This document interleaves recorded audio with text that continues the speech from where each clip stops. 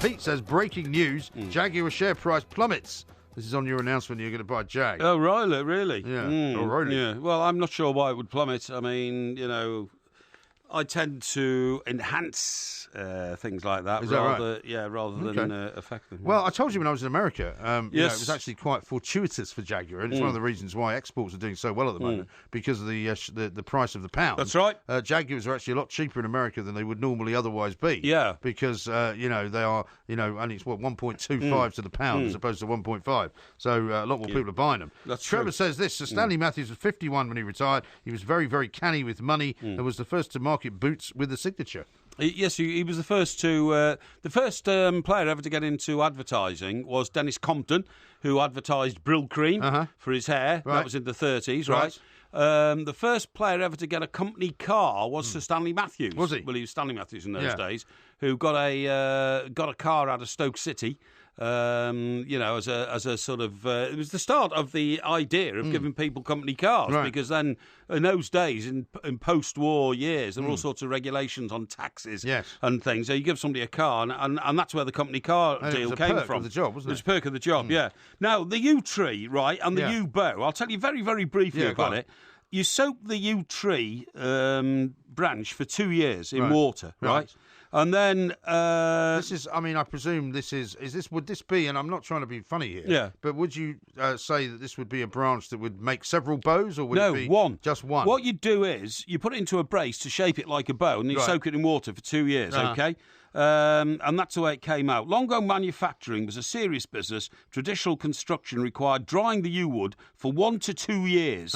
It was then painstakingly worked into shape, with the entire process taking up to 4 years. Right. So it's 4 years to make a bow. Yeah. They were then handed down through families and generations.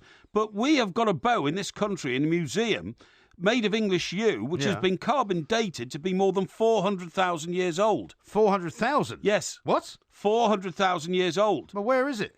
It's in a museum. Yeah, but I mean, it's not presumably still suspended in water. No. It's an It's actual bow that's been made. To bow that's been used 400,000 years ago? Yes. Well, was it used by Cro-Magnon man or something? It was, yeah. It was used by, cavemen, Stone Age man. I didn't know they had bows and arrows. Yeah, they did. Did they? Yes, they did. Yes, they invented them. Now, not all bows were yew. Some were made of ash and elm. Gerald of Wales, who was a great warrior. Was he? Yeah. Gerald, yeah. It's not a great name, is it, for a warrior? It's not a great name for Beware! The great warrior Gerald is coming. You go, really? I don't think it's a great name for a Welshman either, is it, Gerald? Well, it's not a great name generally. But speaking of the bows that he issued to his army, the Welshmen of Gwent said they're made neither of horn, ash, nor yew, but of elm. Right. Ugly, unfinished-looking weapons. So this one that's 200, how many? 400,000 years old is not a yew then? Yeah, it was a yew. Is it? Yeah. Yeah. I've just said to you. The earliest longbow. Yeah. That's actually a bit confusing. It's the earliest longbow. I don't longbow. think you're right about this. The earliest longbow known from England was found at Ashcott Heath in Somerset. Yes. And it is dated, carbon dated, to be 2,665 years old. So, what are you laughing at? Well, you told us 400,000 years old a minute ago. No. 400,000 and 2,000. It's quite a big difference. No, the earliest longbow that we've identified is it was found at Ashcott Heath in Somerset. Yes. 2,665 Yeah, but where did you get this one from 400,000 years ago? Well, that was known as the Clacton Spear. Was it? And the Clacton Spear point... So it wasn't a bow at all. Eh? So it wasn't a bow at all then? Yeah, it was. It was a spear. Well, it was the point of a bow. It was the point of a bow. Well, surely it's a spear or a bow. No, the Clacton Spear, a spear point bow. What? It was found in Clacton in 1911, the year before the economy of the British Empire peaked in 1912. Is that right? Yeah, that's right, yeah. Okay. And it was made of English yew, and it has been carbon dated at more than 400,000 years old. It was a spear, though. Well, it was like an arrow to a bow, if you see what I mean. What's an arrow, then? No, it is part of the bow. They were the same thing. The same thing. I'm looking at something here which says the oldest known bows and arrows probably were found around about 64,000 years ago. No. Some of the earliest arrowheads came from South Africa. Yeah. No. As people spread from Africa to India and Australia, all over Asia and Europe, they took their bows and arrows with them. So the oldest really bow and arrow scenario, you're looking at about 64,000 years. Well, look up the Clacton Spear. The Clacton spear. And you'll find it's 400,000 years old, okay? But the Clacton spear is not a bow. Otherwise it'd be called the Clacton bow, surely. No, they were collectively known as spears, but they're actually bows. Why'd they call it a spear then? Hey? Why would you call it a spear? No, because I didn't speak that language, did I? But it's not a bow. No. I'm looking at a picture of it. Yeah. It looks about as much like a bow as I do. It's a spear. Now then, by the time of Agincourt, the English yew had practically been wiped out in this country. And so much so that Henry V realised there wouldn't be enough... I'm telling you. Yeah, I'm telling you. We realised there wouldn't be enough yew trees to meet demand, and we had to import huge quantities of yew from Spain and Northern Europe. You dirty rat. At one stage, all ships bringing cargo to Britain had to pay an import toll, not in cash, but in 10 bow staves, okay? Right. The yew tree was saved in Britain in large part because of its long association with places of worship. Okay? Right. But it was most famously used, of course, in the 100 Years' War and was instrumental in the great victories at Crécy in 1346. Okay. But more popularly at Agincourt in 1415. Well, that's fine, but it's nowhere near 400,000 years ago, is it? No, I think but you've got to move off this idea that the Clacton spear is a bow. It's made of yew, there's no question. Right, will you confirm it's 400,000 years old, the Clacton spear? Yes, it is 400,000 years old. Thank you. But it's not a bow. Crikey. It's taken me 10 minutes to get you to admit something I told you 10 minutes ago. You told me it was a bow. It is a bow. You told me it was a yew bow, and it's not a bow, it's a spear. Look, I'm looking at a picture of it. It is very clearly a spear. That is not a bow. Look, there it is. It's a spear. No, why don't you just admit it's a spear? It's not. It's part of a bow. It's the top part of a bow. Incorrect. It's not. Look, you think about it. If you replicated that in a mirror, you can see a bow, can't you? It's the top part of a bow. Rubbish. It is. Why is it not called as Clacton bow then? Because it's called the Clacton spear, because the spear bit of it's the only bit that's left. I see. Which is the top of the bow. I don't think the top of the bow right. was known as the spear, I okay? see. Because what they used to do is, when they got frustrated and the enemy got too close, you then turned your bow upside down and you used the top end of your bow as a spear to stab the enemy. Why do you come up with all these elaborate explanations just because you don't want to admit that it's actually called a spear? No, I know exactly what it's all about. No, you do. I studied medieval weaponry. So what's your problem? I did. When I was at school, I did a project on medieval weaponry. Oh, really? Yeah. You still got it? I'd like to see that. Well, I did a project on London Underground. Well, I did... You did medieval weaponry? Yeah. Like, for instance, I know exactly how to make a trebuchet. Do you? Yeah. A trebuchet? Yeah. How would you make that then? Well, what you First do get is... a yew tree. Yeah, you can use a yew tree. Soak it in water for 400,000 years. You can use a yew tree because it's the spring in the trebuchet, which the trebuchet was most effective... Is that a catapult? Well, it's like a huge, big catapult. And what you do is, if you want to be really unkind to the enemy, is hurl flaming balls over the wall into the castles. Flaming balls of oil. Yeah, that's right. Yeah, absolutely. Yeah. Absolutely. Well, why don't you make one? I have a little project for you. That'd be ridiculous when you got missiles that fly, millions of miles a second. What would you need a trebuchet for? Maybe we should do a quiz on medieval weaponry. Medieval weaponry? Yeah, well, I'd be quite good at that, actually. You're an expert on it. Studied it before, yeah. Well, we could do that. No, I don't think it's not a big enough subject, honestly. You don't think so? No. Well, I've already didn't have a lot of weapons, actually. Well, I mean, medieval weaponry goes back all the way to 400,000 years ago. Yeah. What about a Schonningen spear? Do you know what that is? A what? A Schonningen spear. No. Since you're an expert on these matters. No. This is also not a bow. It is a spear. And it's from the Paleolithic age, right? The Paleolithic, the Paleolithic age, that, right? Yeah. And it's made, it would appear from animal bones. Yes. Right? Yes. And the sites of most of the finds, right, are you would have to say, over large areas of German forest. Oh, okay. Like the Black Forest? Not necessarily the Black Forest, but other areas of that particular part of the continent of Europe. Right.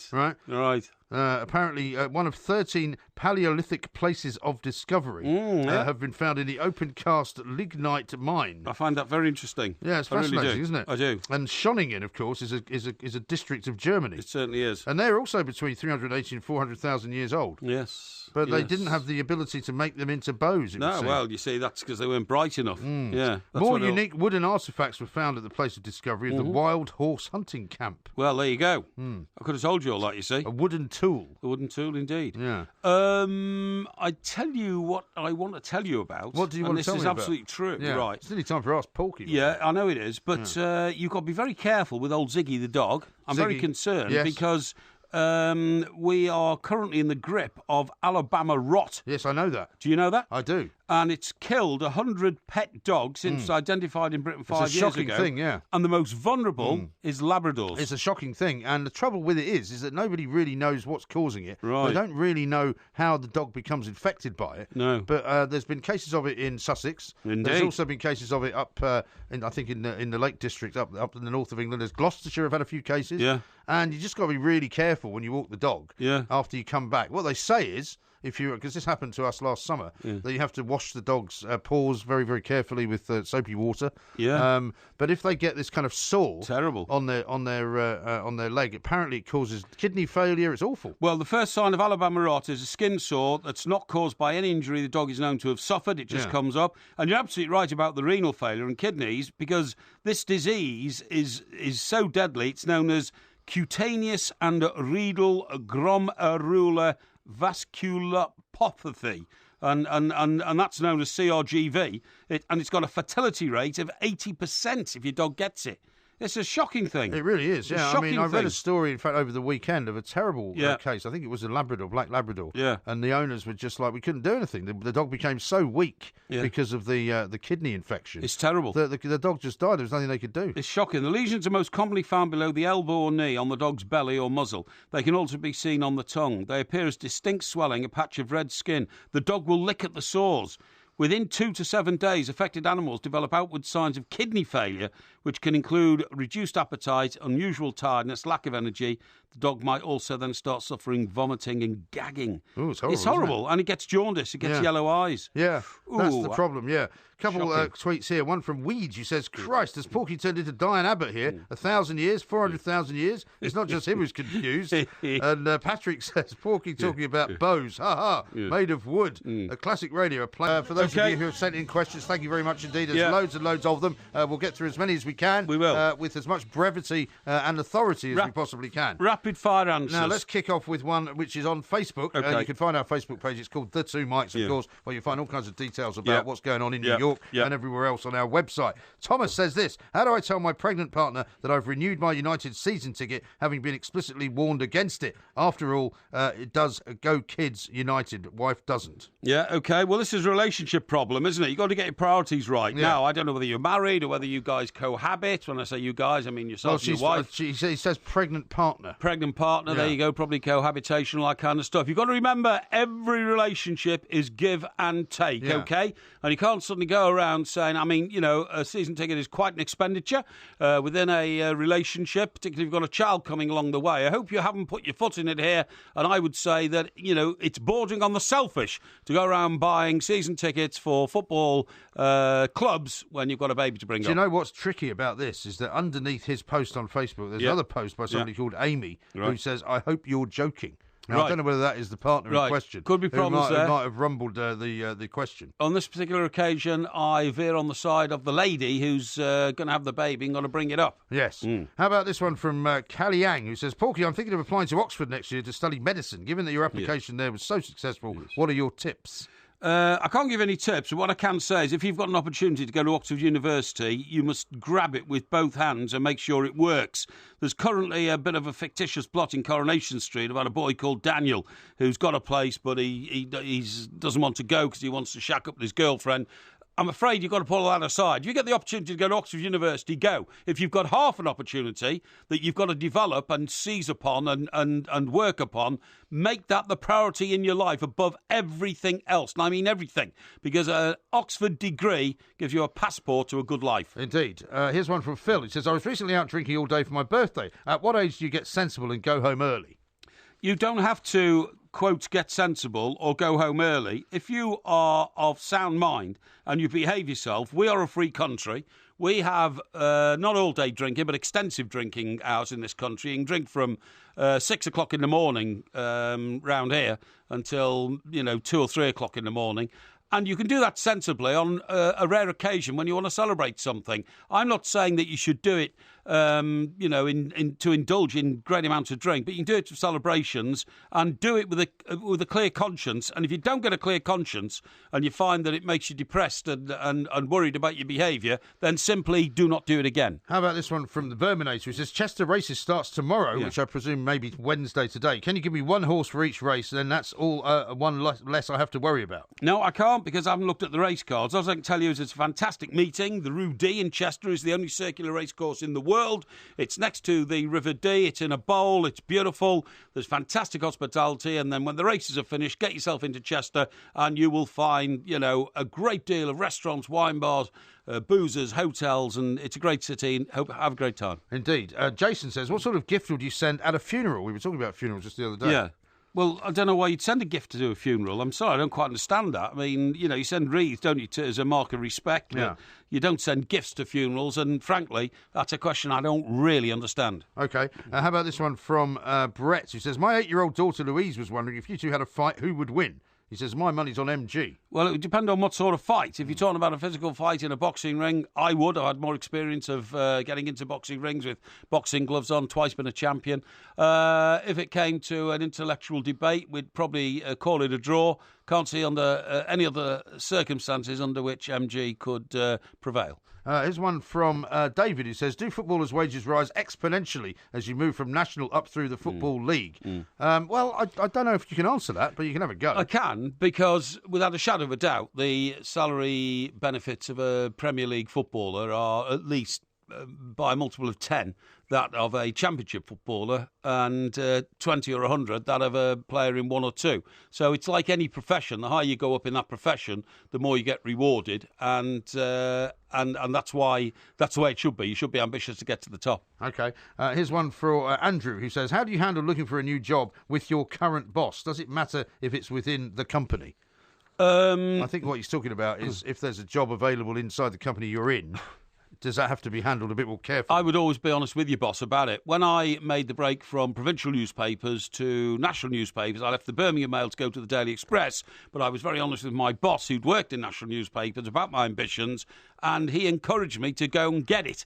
And I went and did it. If you do it the other way around, you can find the door slamming in your face. You might not get the job you've gone for, but then you might have aggravated the person who is your line manager in the job you're in. Be as honest as you can about it, and you can't fail. Here's one from Jamie, who says, Dear Porky, if you could go back in time to invent something that is now fantastic in today's time, what would you invent? Well, some of the best inventions, of course, are, things like the wheel and the internal combustion engine, all that kind of stuff. However, if I wanted to invent something that helped mankind more than anything else, I'd like to have been the inventor of penicillin, because without a shadow of a doubt, that has saved tens of millions of lives over the years. It has indeed. Here's one from Michael, a football question. Porky, will I ever see my beloved Wolves back in the big time? Well, you might do. Funnily enough, we were talking about Steve Morgan, the house builder who's made himself a huge fortune. He used to own Wolves, bought it for £10, sold it for 30, but he spent £15 million on rebuilding the club, but he made a profit. Wolves deserve to be in the Premier League. I hope we see them back there, because they are a traditional and great club. Yes, OK. Matt says this. Porky, what beverage would you recommend to accompany the world-revered Porky Scratchings to help release all potential flavours? Oh, without a shadow of a doubt, red or white wine. That's what they go down best with. Not beer? Well, a lot of people like Porky Scratchings with beer. Frankly, myself, when I have a packet, and of course I've got lots of packets of Porky Scratchings because they have my face on them, I do enjoy munching them with a glass of decent wine. OK. How about this one from Richie? As a role model to many, what is your secret to becoming so successful in life? Well, I live by the mantra, which I've repeated many, many times. If you're not trying, it's because... if you're not winning, it's probably because you're not trying hard enough. But also, I just think you've got to focus on what you want to do in life. There are the thinkers and the doers in this world. The thinkers think through a lot of things and invariably don't get going. The doers get going, and sometimes in doing you do make mistakes. You're bound to. But at the end of the day, you take the satisfaction of knowing your capabilities and your limits. I'd say be a doer, don't be a thinker. Richard says this. You were given the opportunity to create the half-hour TV show of your own choice. What is it called, and what's the premise? Maybe not quite so easy to answer in a quick question. No, it is. It's very easy to answer. I'd call it the Two Mikes. It would be largely recollections of the lives of Mike, Graham and Mike Parry, where we've been, what we've done, how we've got to where we are now, and how we view the future. It would be sparkling and entertaining, and it would be a bit like Alias Smith and Jones, where we'd sit at a table and sort of stare into each other's visages and put the world to rights. Murray says this: last week my mum accused me of being addicted to your podcast. Any tips to pass my university exams over the next 2 weeks? Just work as hard as you possibly can. What I find is good, because I do this when I'm researching for the Porky quiz, is if you study in silence, you've got a much better chance of retaining information. If you study while the television's on in the background, or you listen to music, or, some people say, I do it when I'm listening to my podcasts and all that, you won't take that information in. So do it properly, do it seriously. Don't learn all the facts about your subject, because you spread yourself too thin. If the subject's got 10 salient parts to it, learn 6 of them very well, and don't worry about the other 4. OK. How about this one from Glenn, which is a rather pointed question. Yeah. Dear Porky, do you think that you will ever get to the bottom of how old MG and the independent quizmasters gerrymander the Porky quiz so that the Porky tribe can finally see justice? Well, I'm determined to try and crack that one in the end. However, for the time being, I just have to put up with the outrageous slings and arrows of misfortune and cope with them. Absolutely incredible. Here's one from Duncan. Porky, one question has puzzled me for some time. As you were at one time El Supremo at the FA, why did all goalposts look the same? Box style with no character. At one time, all grounds had different style nets. Will these ever return to add more character to the grounds? Bring back stanchions? Was there not a case the other day of was it Bournemouth saying that they played with the wrong colour nets or something? Yeah, well, you can play with the wrong colour nets. Orange or white are acceptable.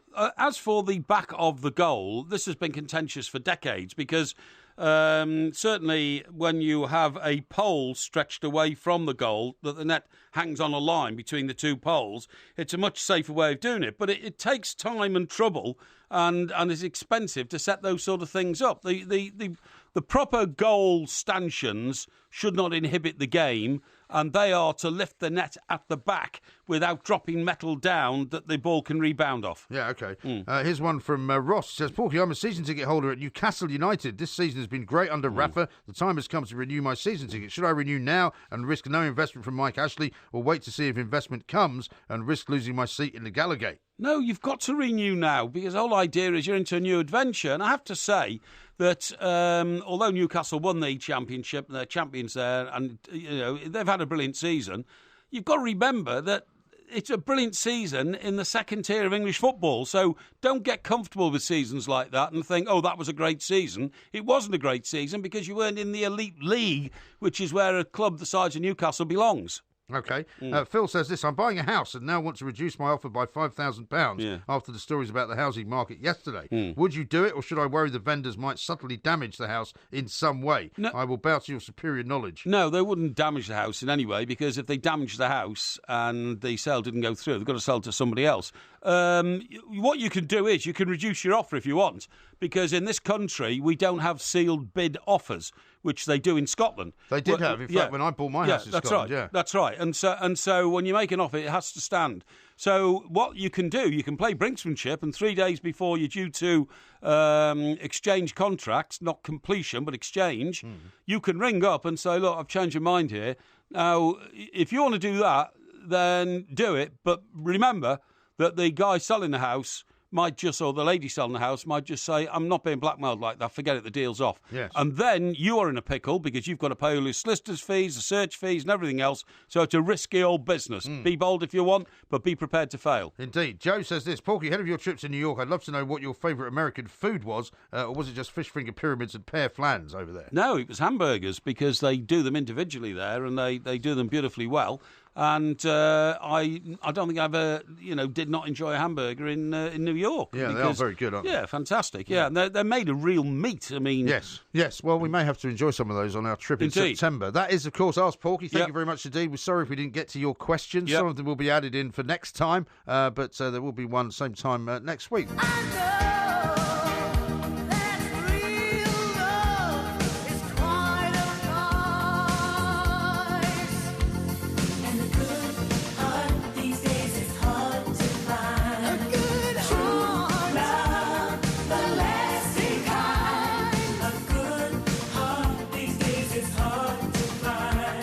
So please be gentle with this heart.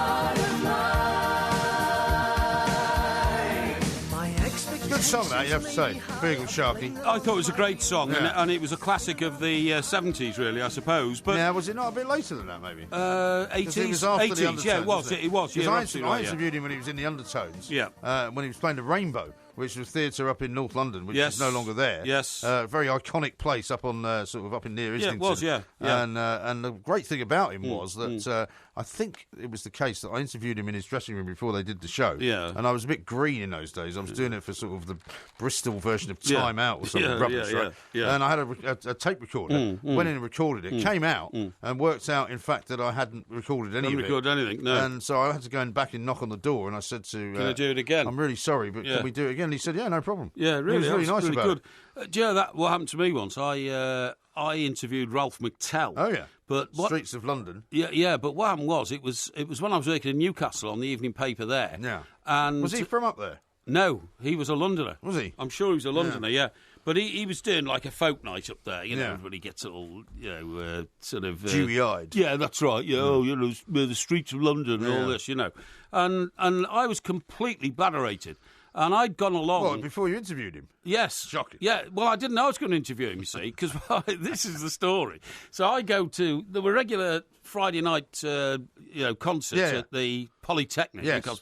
Yeah. And I was a youngish man. I was in my early 20s. So presumably Friday night for you, you thought you were off on the lash. Absolutely. Not only on the lash, but there was, it was a woman-rich environment, the Polytechnic, on a Friday night. And I used to get up there, and of course, they were students, and I was like a fledgling great, journalist. So you reporter. had a load more money than they had as well. Load more money, and I worked for the local paper, the Evening Chronicle. I was always hinting I could make them famous and all this kind of stuff. Yeah. You know what I mean? Right. And so, so I got in there, and it happened to be Ralph McTell, and he did the concert. So did you have to sort of review the concert? No, I hadn't. I'd gone there completely socially. Yeah. I didn't have any interest in Ralph McTell. I wasn't there to review him or anything. But then to big myself up in front of a couple of female students, right? I said, I'm going to interview him after the show. And they said, oh, really? I said, yeah, I'm going backstage to interview him. Yeah. And, well, it had a magical phrase, that backstage, didn't it? Yeah, absolutely. It was backstage, amazing. Backstage passes. That's right, yeah. And, of course, I knew it would work because all I had to do was sort of walk towards one door, flash my press card, because we all had press cards in those days, and say, I'm from the Chronicle, pal, let me through and all that, which they did. Right. That wasn't a problem. Yeah. But then we got into... But you weren't trying to take one of these women with you? Yeah, I was. Yeah, I took two of them with me. You took two? Yeah, two of these young ladies. Yeah, unbelievable. And we got into so apparently I spoke to him for 15 minutes, but I can't remember because I was too bladderated. Right. And it shows you how innocent those days were. Yes, because it wouldn't happen now. I mean, you could not go backstage at a show and just go, I'm from the local paper, just let me in. Speak to me now. That's right. And he was drinking in his dressing room after the show anyway, so I assumed that he was under the influence or so. And he didn't realise how bladderated I was. But what happened was, I must have, to big myself up in front of these women, I said, this will be page 3 in the Evening Chronicle on Monday, fantastic revelations. Yes. And I didn't even know what he was talking about. And were you pretending to take notes at least? Well, I was taking notes in shorthand, again, to impress these young ladies, They're saying, oh, what's that? Yeah. And I said, oh, it's shorthand, don't worry. He said, oh, well, how do you know what that means? Right. And I said, well, it's magic. I said, I'll be able to... but you didn't actually know what shorthand was, did you? Oh, yeah, I'd passed the but I shorthand thought you exam. cheated in that. I did cheat in it, but I knew a bit of shorthand. so anyway, what happened was that that was a Friday night, so I didn't remember. I interviewed him. What happened with these two girls, though, afterwards? We went off and partied somewhere else. I used to take them to nightclubs in Newcastle and this kind of stuff, Okay. So anyway, I didn't Nothing sordid to report. Well, I don't want to get into that. It's a family show. All right. But what I'm saying is, I didn't really break out of this cycle of mass drinking and well, you never have, really, have you? Seeking Rogerisation until about Sunday morning. I was going to say until about 2005. No, till about Sunday morning. And then somebody reminded me, because I must have been boasting about it, that I'd interviewed Ralph McTell on Friday. Right. And so you had to suddenly find the story. No, I vaguely thought, Ralph McTell Sunday. Friday. No, I hadn't bothered ringing up anybody from the news desk. It was the weekend, and there weren't a lot of people around the weekend. So I wasn't bigging myself up to my employers. Was the Sunday Sun still around in those It was, days? yeah. I was bigging myself up to, my mates and to these girls. So you told the whole town But you actually told the paper. And it'd be in, page 3 lead in the Chronicle on Monday. So somebody at the office got wind of this, and then said, "Oh, you understand you've got a story on Ralph McTell?" Yeah. And that's how I got to realise I'd interviewed him. Yes. I said, "What? Ralph McTell?" Yeah. I said, what do you want to know about Ralph? What would I have to do with Ralph? He said, we interviewed him on Friday night. Right. Oh, right. Of course, yeah. And then it came back in my mind. Right. So then I reached for my notebook and I saw this completely indecipherable shorthand, complete gibberish. Yeah. I couldn't remember anything he'd said to me. I couldn't interpret any of my shorthand notes. Yes. So I then had to, after... You make it up? No, it was better than that. After falling out with one of the young ladies, after a sort of 24-hour bender, I had to then go and track her down. She lived in a flat in a place called Jesmond. Right. And I said, you were there, weren't you? And she said, yes. And I said... But did she want to see you after you'd fallen? Well, I made out I'd gone to apologise and all this kind of stuff, know. And I said, and by the way... So you just used her, in other words? I had to. And, shockingly. And then she was lucky enough, she remembered a load of what Ralph McTell had told me, because she wasn't as laddered as I was, But was any of any interest? Yeah, well, no, it didn't matter then, because then I made the rest up. I just had to establish that I was talking to him. It's a wonder you never won the Pulitzer Prize, really, isn't it? Yeah. It's extraordinary that somehow that never was honour was never bestowed upon you. That's right. Then, so I said, so we were there. She said, yeah, and I was talking to me, and I said, he talked about his music and all that. And then I made up some story about, because these guys will never, as long as you're bigging them up, they never ring up and say that's not true. No, and I suppose not. Well, I suppose it depends how far you go. Yeah, I picked up some story to say, literally, that he was hoping to do a duo with Paul McCartney. Right. I don't know why. Yeah. I chose Paul McCartney, but, but I worded it very cleverly, so it looked like it had come from his end and not Paul McCartney's end. Because I thought Paul McCartney might sue me for this, Yes, he could do. But Ralph McTell wouldn't. And also, I realised that Ralph McTell had gone back to London, and in those days, there wasn't a great deal of cross-communication between London and Newcastle. No, you'd have to physically get your hands on the paper, wouldn't you? Exactly, and somehow got away with it, But that was when I was developing the art of rat-like cunning, Yes, I can see, absolutely. As I say, incredible that you never ever got the Pulitzer Prize. Mojo Man says this show needs an X certificate. Dildos, prostitutes, rapists, acid, Rogerising in a cassette, it's true, etc. It's absolutely true. Incredible. But I mean, I'm afraid that's just life as it goes round, isn't it? Now, talking about life as it goes round, one of your favourite people in the world, David Beckham, is in the papers this morning. He's getting slated. Do you know why? Because he apparently stars in the new King Arthur film, which is called Legend of the Sword. I've seen a clip of him standing there with his in his knight's uniform with a big sword. Well, one of the things that he apparently does is he stands around wearing a black suit of armour, a fake nose, and some gruesome makeup. I think we've all seen that picture. Yeah. But apparently, he's very much upstaged by all sorts of other people. It's a Guy Ritchie movie, but last night was the premiere. And a woman called Poppy Delavigne, who's one of the big models of this time, turned up pretty much half naked and stole the show. But he's there with his oldest son, Brooklyn, who looks completely and utterly unlike him, I would say, at the age of 18. Yeah, but I think Brooklyn was accompanying Miss Delavigne, wasn't he? I don't know. I think so. What, you mean he's her boyfriend? Well, I think there's some suggestion that there might have been a friendship. I haven't got that wrong. But I mean, Brooklyn's now he's sort 18. of playboy, isn't he? Well, she's 31, so he's a bit young for her, isn't he? No. When you think about old 1D Harry, I mean, he romances ladies of that sort of age, doesn't he? No, he's a bit older than that, though. Yeah. Listen, you were telling me a few minutes ago about old Noel Edmonds, the man I used to impersonate in nightclubs in Chester. Yes. And what is he claiming? You didn't impersonate him. You said you were his brother. That's right, I did, yeah. Well, he's apparently suing one of the banks, asking for 73 million quid. What for? He says he's compensation over fraud by HBOS, right? In a letter to Lloyd's chief executive, lawyers for him say that he suffered immense economic loss as well as, to put it very mildly, distress and inconvenience at the hands of the bank as a direct result of the actions of individuals involved in fraud at the Berkshire branch. What on earth is he alleging, though? He's apparently saying 6 people were jailed in February after a jury was told how they spent the proceeds of their fraudulent activities on super yachts and sex parties while destroying businesses they had lent money to. Among them was the former HBOS banker Mark Dobson, who was sentenced to 4.5 years in prison. La.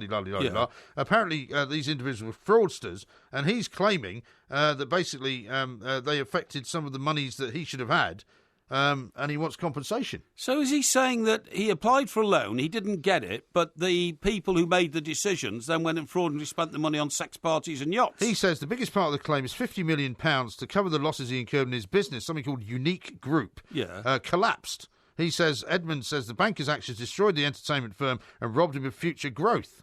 I don't know how, but it's a lot of money. Well, Noel Edmonds, with the greatest of respect to him, because he has been very successful in his life, has made some bizarre statements over the last few years and come up with some bizarre theories. He certainly has. About people who can cure themselves of cancer and weird sort of theories about the way the world works and all that kind of stuff. Very odd.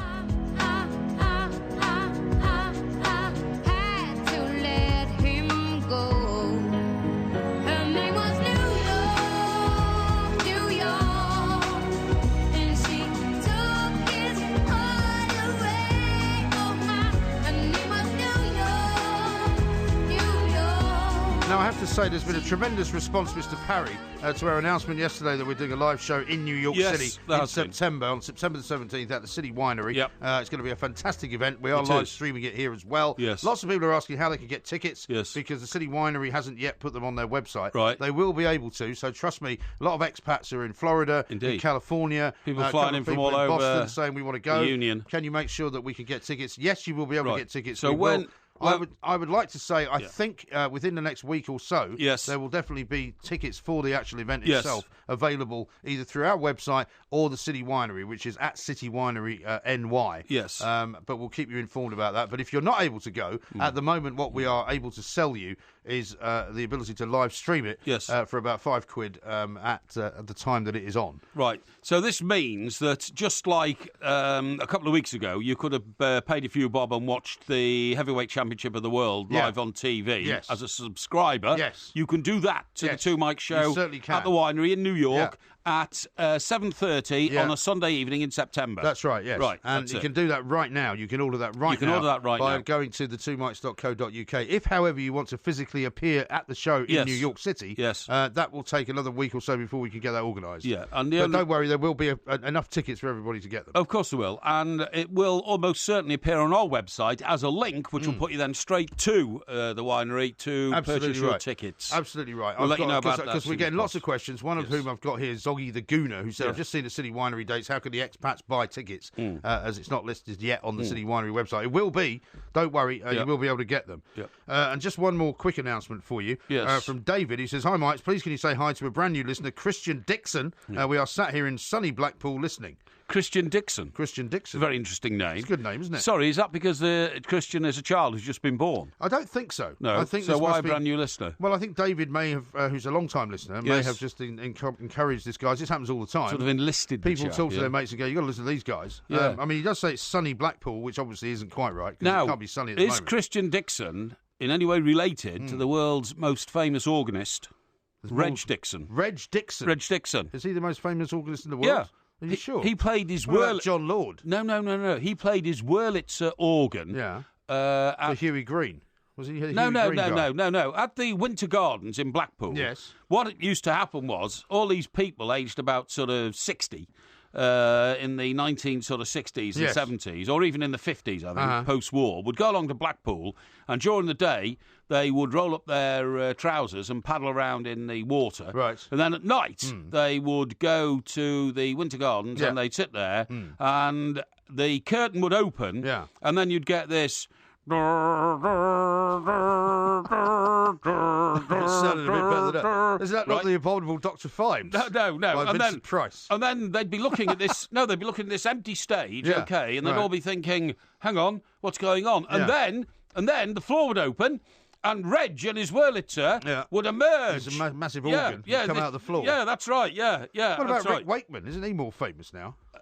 No. But what I'm saying is, for a vast number of people over decades, Reg Dixon, who looked like a librarian with glasses, if you see what I mean, used to play his organ with all the organ stops and all that. And he was very, very famous. Yeah. Well, I mean, I told you. So to be Christian Dixon and come from Blackpool, Could be a connection. Maybe there is. Maybe he's related to him. Maybe he can tell us. I told you that story of when I had to go down to Malaga one time, in Marbella. Have they got an organ down there? Well, no, to look for the woman. No, not Reg Dixon, but the woman who had left her kids home alone. And she'd gone down to run around with what we thought was either some kind of Arab prince or something or other like that. So she was either working as a stripper or she was working as a hooker. We didn't know quite which. So I was dispatched from the meeting at Sinatra's bar to go to brothels around Marbella to try and see if she was there. Yeah. And we went into of course, you knew where they all were. I didn't know, absolutely not. No, really? I thought you'd made a previous... I've never frequented a brothels in my life. It's not my thing. I don't pay for sex. Thank you very much indeed. Okay. But anyway, we walked into this first place, and I was with Frank Barrett from the Daily Star, who you might remember. Yeah, I remember. He was an excellent photographer, and I was able to walk in and say, with a picture of this woman, and say, I'm looking for a woman. Yes. And they went, you've come to the right place. And I went, no, not that sort of woman. Have you seen this woman? Yes. But in the corner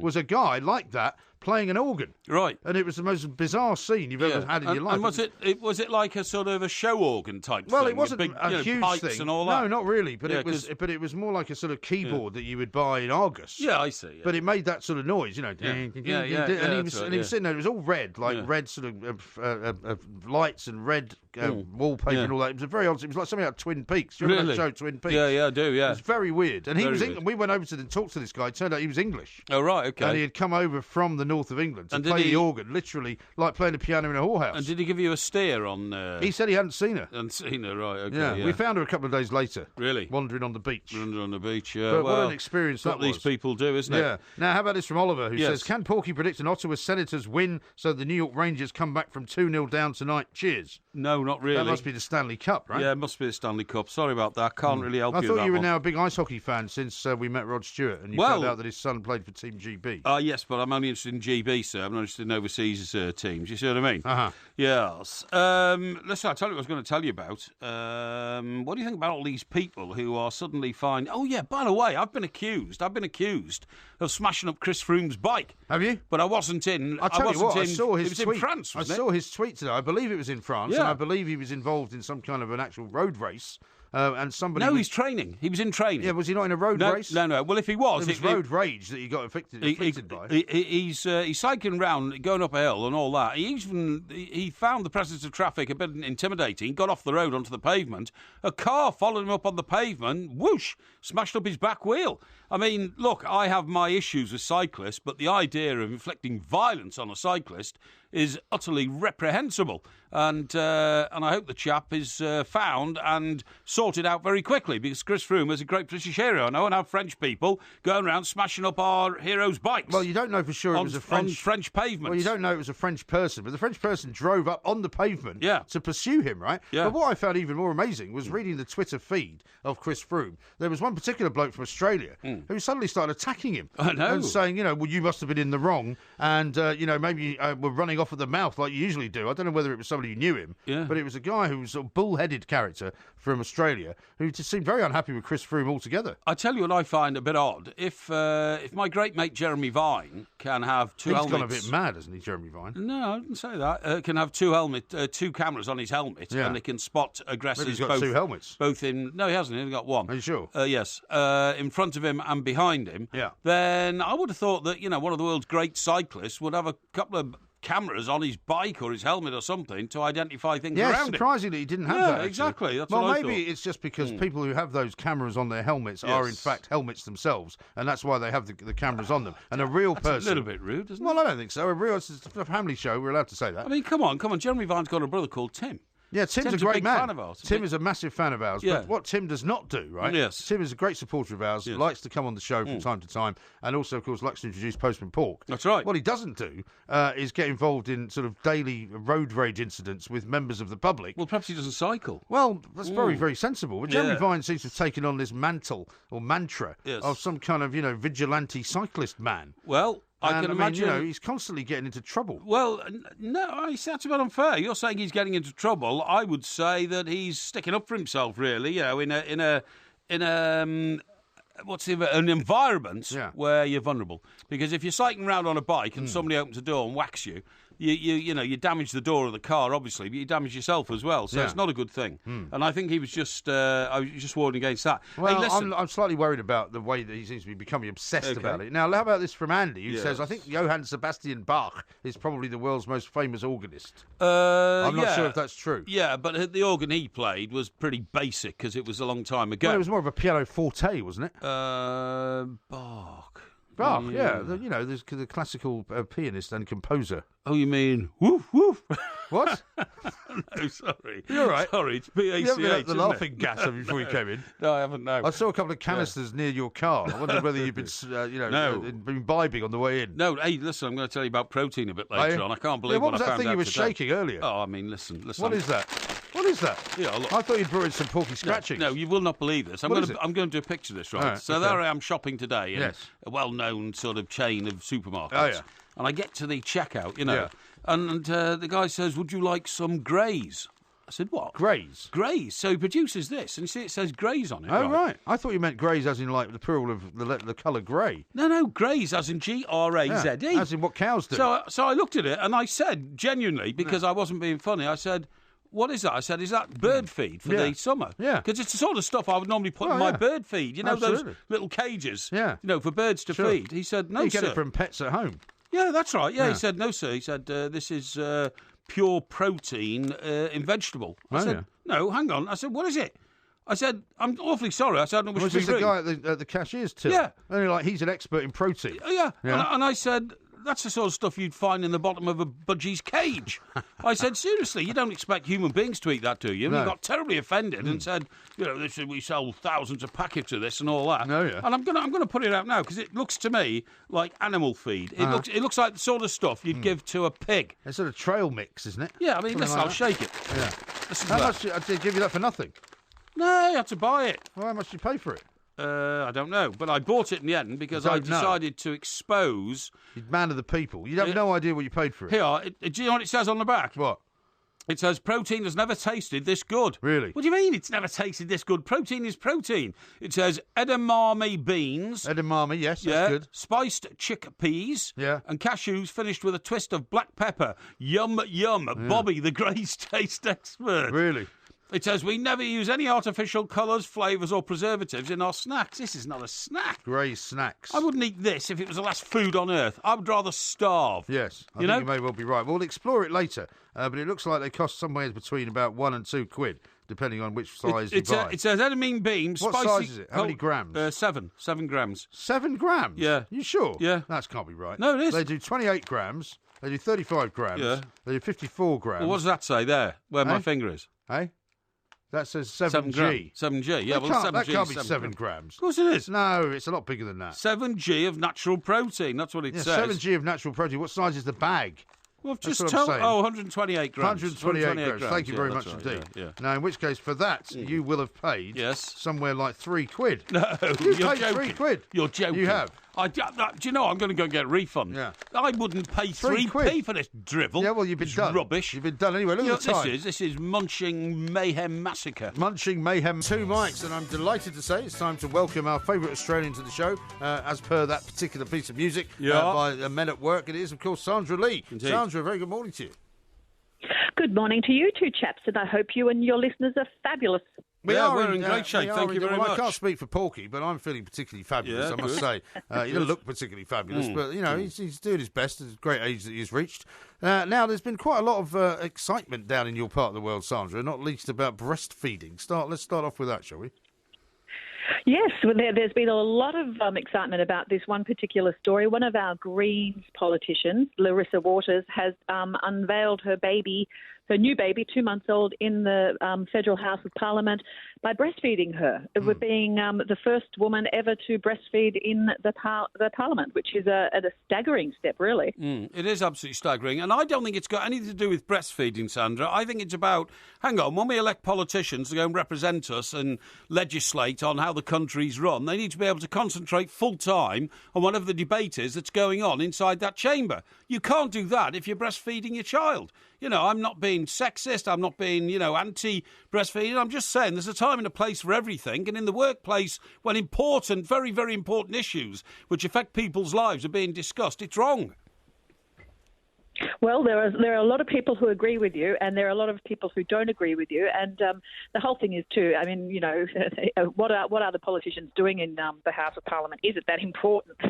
Yeah, okay, but it's supposed to be. Yeah, but also there are people sitting there reading, there are people sitting there operating on their phones, there are people looking at their laptops, there are people looking at iPads.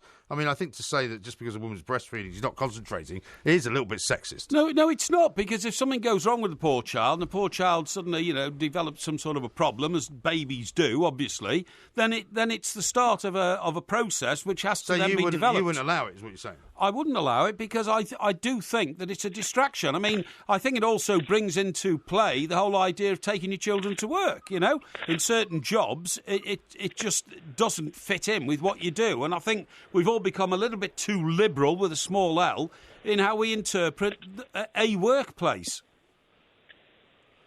Well, that's one argument. I mean, you wouldn't see a female surgeon taking a baby into an operating theatre, that's for sure. Yes, exactly. I mean, there is the argument that there's a time and place for everything, but then there's also the argument that babies, when they have to be fed, they have to be fed. Yeah, and I mean, why, and for example, would you have a creche? I mean, I don't know whether there is a creche at the Australian Parliament building. There's certainly been talk of that in Westminster. They don't, as far as I'm aware, allow women to bring children into the chamber, and they don't allow women to breastfeed in the chamber. But they haven't yet even decided on whether there should be a creche facility at the Houses of Parliament, whereas I think in the Scottish Parliament there is one. There is one in the Australian Parliament as well, and this has happened. This move yesterday or earlier in the week happened as a result of another female politician wanting to get a proxy vote for a division when she had to go out to express milk for the baby, and she was called on it by the government whip, and she was quite affronted. So a debate happened, and they said, well, okay, for the first time in history, in February of last year, they changed the laws that women could bring in their babies to breastfeed, and in fact, any parent could bring their child in if they were the primary carer at that time. Yeah, I see. At one point, maybe Parliament already is a creche for a whole big pile of babies, if you ask my opinion. Well, sure. Why not bring the babies in? Has there been an instant public opinion poll carried out on this, Sandra, to see how people feel? Not yet, but the letters pages to all the newspapers are carrying sort of equal balance, I think. Yeah, I mean, for example, if I was in charge of my baby, right, because for some reason his or her mother wasn't able to be in charge of the baby for one particular reason or another, maybe because she had a job as well, and I had to bring the baby in here, and I had to feed the baby from a bottle from time to time, and put the baby down and let them sleep. Are you telling me that you would ban me from doing that? No, I wouldn't ban you from doing it. I'd ask you to make proper arrangements to make sure it didn't interfere with whatever you were doing at your workstation to make sure you could still get on with it. But as you say, it's a 50-50 sort of argument. Now, Sandra, I wanted to ask you about something which I hope we notified you about earlier. Life on Earth started millions of years earlier than thought. 3.48 billion-year-old fossils have been found in Pilbara, Australia. It has been confirmed. Did they have any bows and arrows? I don't know, but did you know your people had been around 3.48 billion years longer than you thought? Well, that was news to me when you told me, and in this fabulous rock formation in the Pilbara, as we pronounce it. Yes. And but all good things start in Australia. You have to admit that. Yeah, but is Pilbara then? I don't think is really what you mean. Is no, it? No. Is Pilbara some? You're not going to spend some more time agreeing with me. Sorry. Is Pilbara some kind of native sort of, I don't know, burial place or something like that, or some, holy sanctuary? No, if you live there, I think you would probably say that. But it's in Western Australia, and it's dry and it's deserty and it's rocky. Yeah. And it was the microbes were found in fossilized rock, which the scientists believe, were began life in a hot water spring on land as opposed to in the ocean, which is what the previous theories about the beginning of life are. Yeah, that's an awful long time ago, isn't it? When I visited Western Australia and somebody took me on a tour of the iron ore fields, which is probably the worst sort of... Exactly, yeah. Probably the worst sort of tour you can go on. Know that all you were interested in was being given a tour of the wine region. Well, we'd done Perth and all that, and they said, I think we'll get out today and see a bit of the real Australia, And this crazy woman who was big into sort of, archaeology and all that kept telling me that valley you're looking down into is between 300 and 400 million years old. And though that was fascinating, it didn't really register to me. There was nothing happening in the valley. So I knew there was a lot of sort of old age stuff in Western Australia, but not billions of years. But it's nice to know that you were the cradle of civilization. We always thought it was somewhere in, it was supposed to be in Africa, Euphrates, actually. Wasn't it? Well, it was supposed to be in Africa, the cradle of civilization. Yeah, exactly. Speaking of which, actually, what about this story which I spotted earlier in the week, Sandra, about Labour's advert, which is called Australia First? It seems to have caused a few problems as well. Featured a group of people who were almost entirely white. Now, this has upset some people as well, hasn't it? Oh, it's upset just about everybody of every political stripe you could imagine. And the Labor Party put out this advertisement saying, we build Australian first, we buy Australian first, and we employ Australians first. And it's trying to knock down a visa, the 457 visas, which bring in skilled labour. Right. But the problem with it was that given that Australia is a land of immigrants, nearly 30% of our residents are born overseas, most of them born in the United Kingdom, by the way.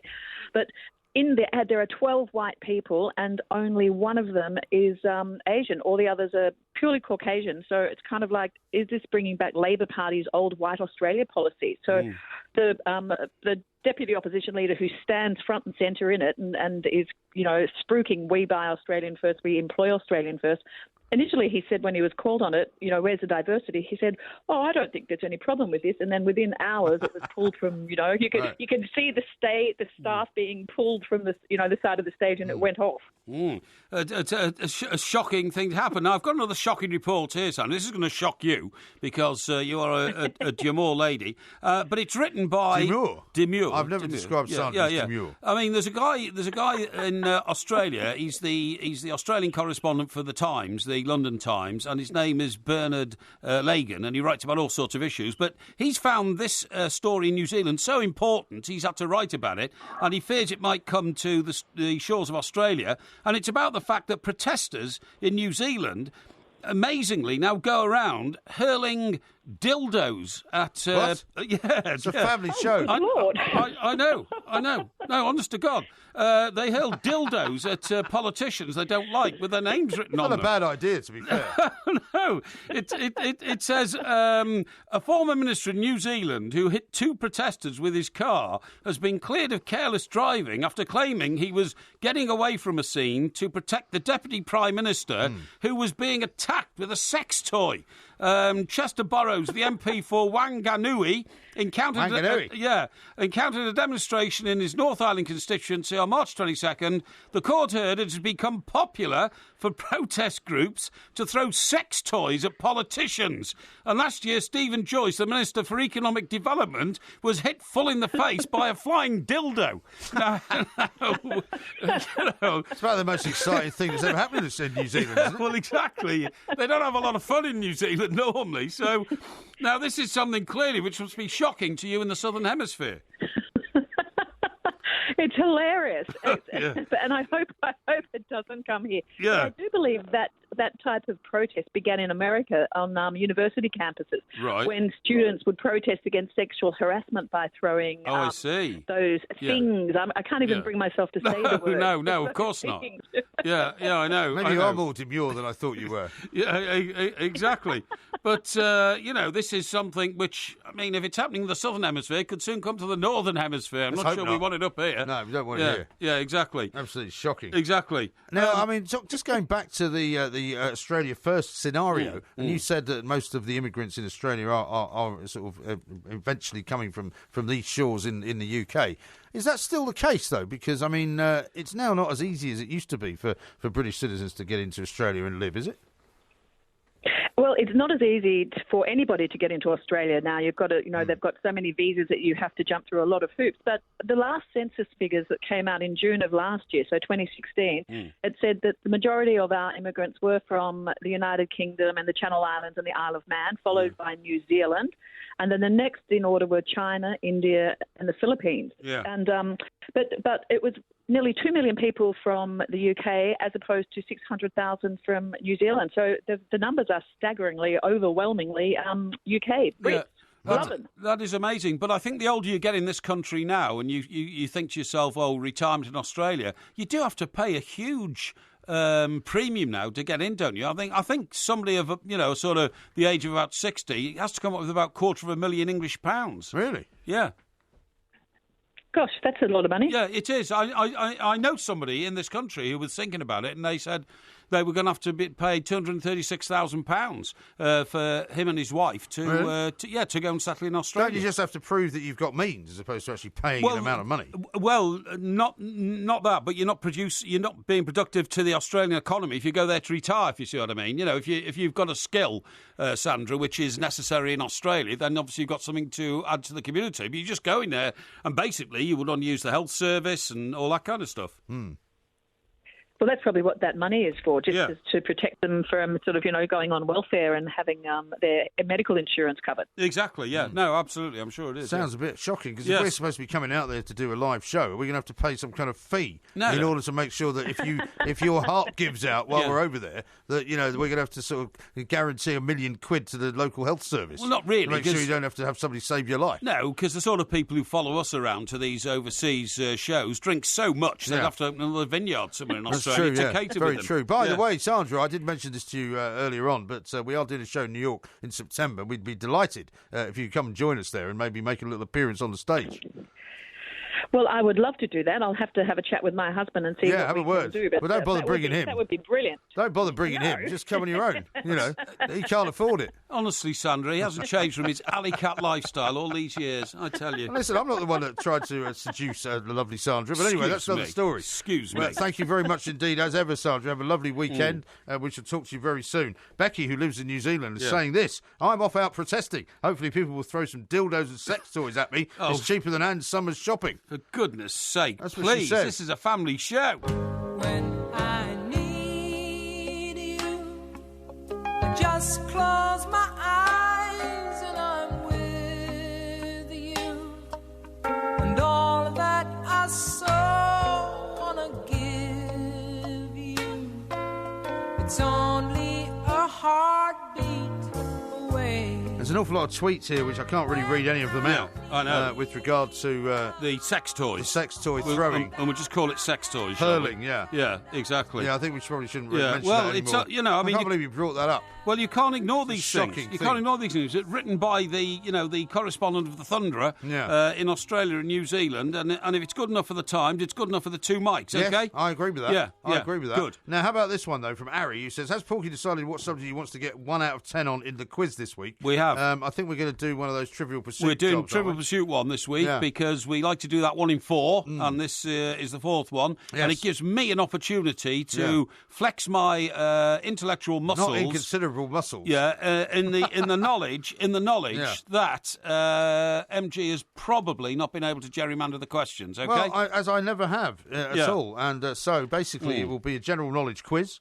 based on randomly selected questions. That's right. On a colour-coded Trivial Pursuit. Yes. And normally it's 12, isn't it, rather than 10? It is. It's 12, and we will film it and it will go out on Facebook Live. That's right. As indeed will our show be filmed live and put out on Facebook from New York City. Yes. So you need to go on the twomics.co.uk That's right. and make sure that you subscribe to it, because only people who subscribe will be able to see it. And it'll be the only place you can see it, short of actually being there live. That's right, absolutely right. Now, a guy called Ouija, and, it is a very delicate subject we've just covered. Yeah. He says, Porky, when talking of dildo throwing, I suggest in future... I thought we weren't going to mention this. No, we're not going to mention it. He said, I suggest in future you don't come out with statements like, we don't want it up here.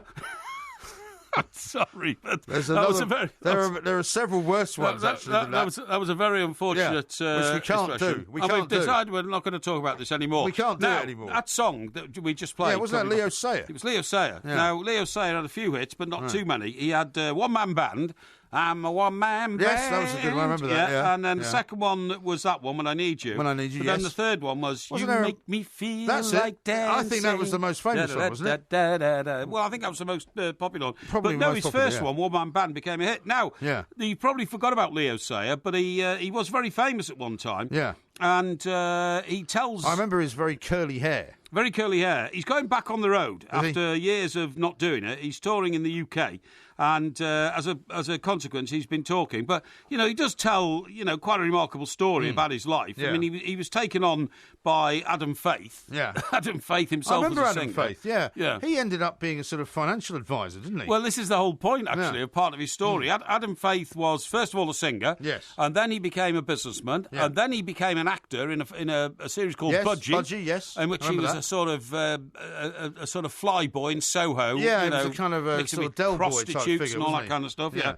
But anyway, old Leo Sayer says, life became mad.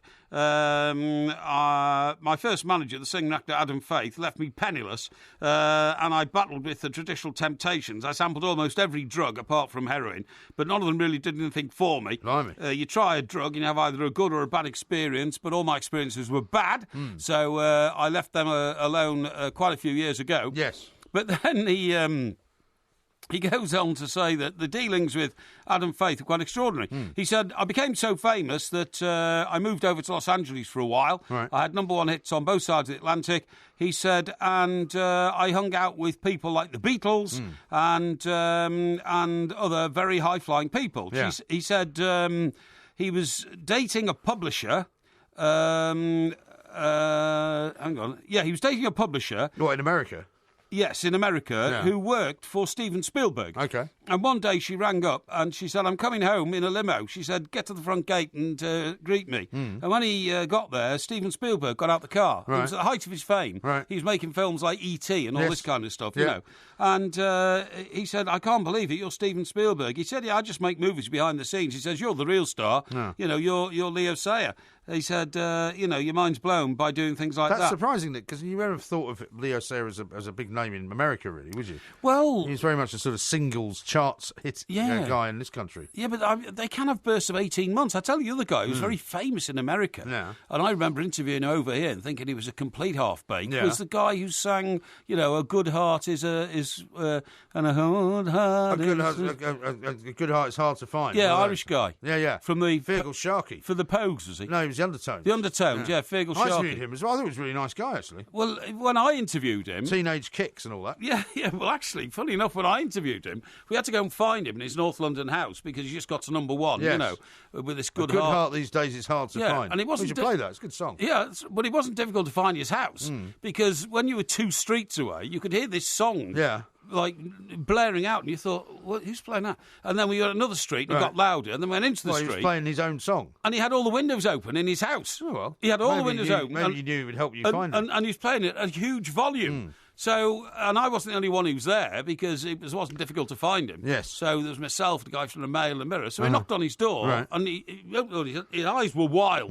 I think he'd been up all night. I think. Well, do you know he became a very sort of respectable member of the musicians' union, if you like. Oh yeah. And he's now the guy who sort of negotiates on behalf of the musicians' union. Oh, he got into sociology and all sorts of things, psychology and all that kind of stuff. Was he not from Derry or something like that? No, he was from Dublin. Because Are you sure? Yeah, I'm sure he wasn't a Belfast boy. I thought he was from the north. Well, I'll tell you the story. So he opens the door, and he's wild, I said, oh, hello, Ferg, can we have a word with you? No, I'm having a breakfast, and all this kind of stuff. Right. And I said, oh. So to get an in with him, I waited till the others had gone away, and I said, actually, Fergal, I'm, a family sort of member almost. He says, what do you mean? I said, well, I was over in Ireland for a year, on the Mountbatten murder and all that kind of stuff, and I said, I worked very closely with your brother David. Right. He says, David. I said, yeah. David Sharkey. Yeah, David Sharkey. He was on the... I'm sure he's from the north, though, right? He must be from the north. Well, no, but this was in Dublin, and this was working for the Irish Press. Right. And David was a hotshot reporter on there, and I'd worked with him. Yeah. And he said, he's the editor. And I knew he wasn't, I think he'd become news editor, but Fergal got all this wrong, Uh-huh. And I said, he and I are very good mates. He said, really? Yeah, he said, well, I'm not keen on my brother, and slammed the door in my face or something like that. So that didn't help then. But anyway, getting back to Leo, so he does all this, and then he said, after the spectacular rise came the fall, in the mid-'80s, all the hits dried up, My business affairs soured, and I split from my wife Janice because she didn't really just want to be Mrs. Leo Was Sayer. she the publisher woman who knew Steven Spielberg? I don't know, actually. I'm not sure. Yeah. She didn't want to be just Mrs. Leo Sayer. It wasn't her thing, and my career was collapsing. She said, my relationship with Adam Faith hit the buffers. When I signed with Faith in 1973, the first thing he did was take me to a brothel. I was a young man who'd never been into that sort of place before. Right. I was an innocent young boy, and he wanted to make a man of me. Shocking. Yeah, he said Adam's values weren't like everybody else's. 20 years later, having lost many, many millions through Adam's Faith's... He did lose... Adam Faith lost a lot of money. Well, I'd say, through Adam Faith's dodgy dealings, I tried to sue for mismanagement, but there wasn't any money left. No. And we had to eventually settle out of court. Yes, that's right. When Adam offered me a deal, it included a power of attorney. Basically, he owned me and my life for the first 15 years that I was an artist. I never looked at the books. I'm sure I could have been a very rich man, but I'm not. I'm a poor man. Right. Yeah. Well, there we are. Somebody called G. Shaw has said, Leo Sayer, More Than I Can Say, another song, Moonlighting, Long Tall Glasses, and many more. He did have quite a few hits. He did. And funnily enough, he's also been, for me anyway, particularly sort of, remembered because his name was synonymous with a bit of Cockney rhyming slang, which was introduced to me by a young woman I used to know. And Leo Sayer was known as an all-dayer. So basically, you'd be going out for a Leo Sayer. Oh, really? And you'd just be out drinking all day. Oh, I see. Yeah, that's quite good. Yeah, I quite like that. Yeah. And I then introduced the all-nighter as a Felix Leiter. Yeah. Oh.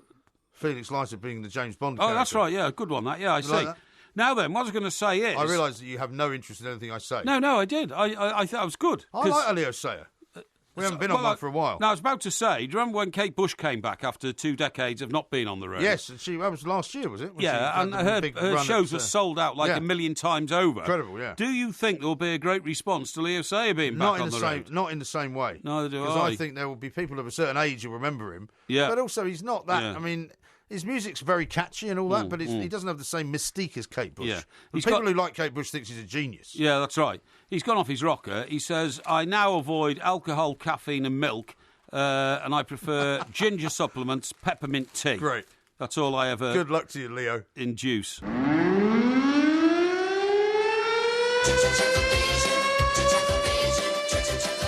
As your TV reviewer, I can reveal there are no plans for a new series. Yeah, no, but wasn't there a previous series? Oh, hang on, wait a minute. It says here there might be a new series. What's the problem?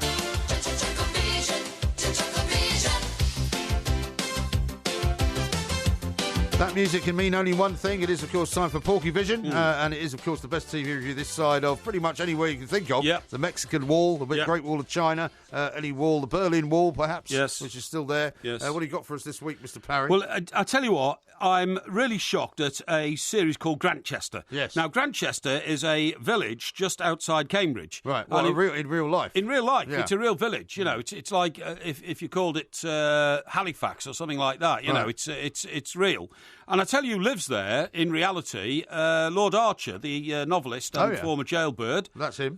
Which I don't wish to stress upon. We don't want to go into that. No, we don't want to get into that. You know, and behind the pipes behind the Victoria Station or whatever. All that, and Lady Mary, of course. You know, she lives Fragrant there. Mary. Fragrant Mary. Yeah. And this Grantchester thing is all. The plot is ludicrous. It's about a policeman who's played by Jerome Robson. Yes. And he's known as Geordie because he's got a Geordie accent. So he's moved down from Newcastle to Grantchester. Jerome Robson. Robson Jerome? Robson Jerome. Robson Jerome. That's him. Yeah. Yeah. And he's so incompetent. I mean, honestly, if I shot you now and Jerome Robson was standing here, he'd go and find 6 detectives to find out, who committed the crime. Which is very different from the way he is in that terribly that Blood on the Wire or something. Is it? What is it called? Wire in the Blood. Wire in the Blood. Which is very, very sort of gory and horrible. But he plays a very clever sort of psychiatric analyst. I see. Yeah. Well, no, in this one, he plays a bungling cop who likes to drink a lot. Oh yeah. For some unknown reason, goes into pubs.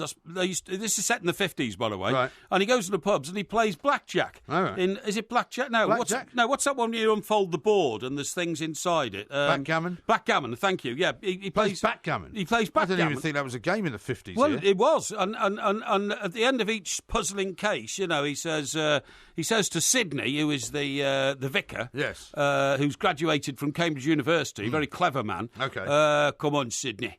you know. Yeah. So he's still a Geordie then? Whoa, Sydney, let's go a backgammon and a pint. He always plays a Geordie, yeah, he plays daft Geordies, yeah. you know, and all this, unless he's like doing a real geography programme when he's in a boat, you know, driving around in the North Sea and all that kind of stuff. Right. But anyway, so... Yes. So, what's his name? Robson Jerome. That's him, yeah. Now, Sydney is played by a very famous actor with ginger hair who was in Happy Valley as a villain and a rapist. Rapist? Yeah, and he was in War and Peace. Was he? As a soldier. Okay. And I've forgotten his name, but you can look it up on your pad while I'm talking. Look, yeah. He's a very famous actor, and he plays Sydney in Grantchester. Okay. Now, he solves all the cases, right? Even though he's not the copper. Yeah, but the thing is, he is a very heavy drinker. When, you know, he's always reaching for the whiskey bottle. Right. He smokes incessantly, and he's very fond of women. Right. Now, a moral issue has arisen here. I think not James Norton, is it? James Norton. That's him, James Norton, okay. yeah. Right. Now, I think what's happening here is, I think the writers of Grantchester are literally trying to... put over a message about morality in the Church of England. Right. Because this guy, Sydney, is simply behaving in the company of women in very appropriate fashion. For instance, his girlfriend is a woman who is married to another man who's already punched Sydney in the face for getting too close to his wife, right? Is that Kathy Keating? Well, she's very attractive with dark hair. Let me have a look at this. Is that her? Let's Casey Ainsworth? Yeah. Casey Ainsworth, would that be her? No, that's not her. No, okay. No, she's the wife of somebody else. All right. So, but this woman's very attractive. Yeah, dark hair. Margaret Ward, is that her? Maybe. No. Now, talking about her, I'll tell you about Margaret Ward in a minute. So what happens is... Oh, here we go. Amanda Kendall must be her. It's Amanda Kendall. Yeah, that's right. It's Amanda Kendall, okay. right?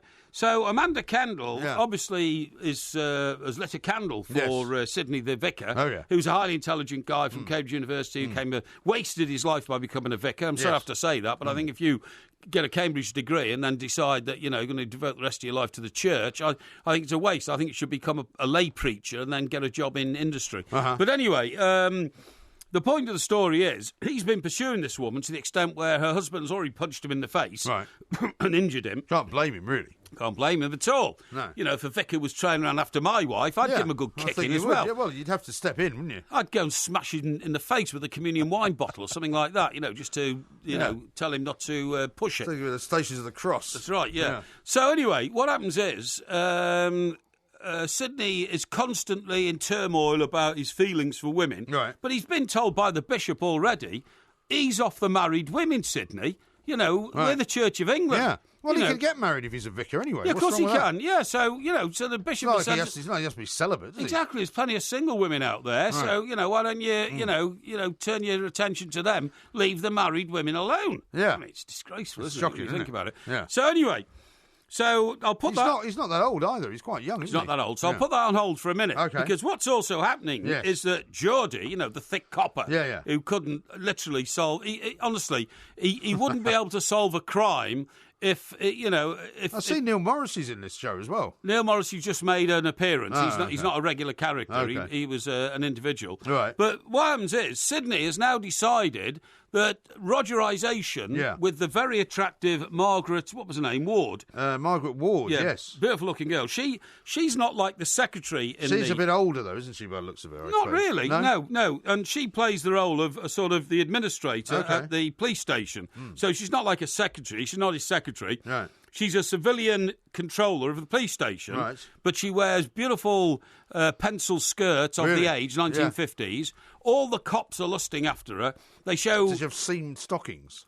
Yes, that's right.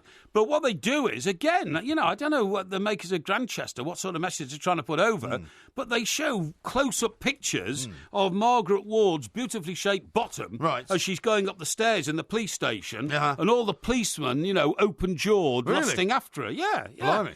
So anyway... Near the knuckle, isn't it? Anyway, so old Geordie... A bit like Pippa Middleton.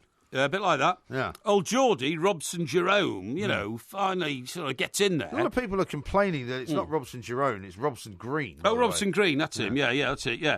So they're all complaining, right, that Robson...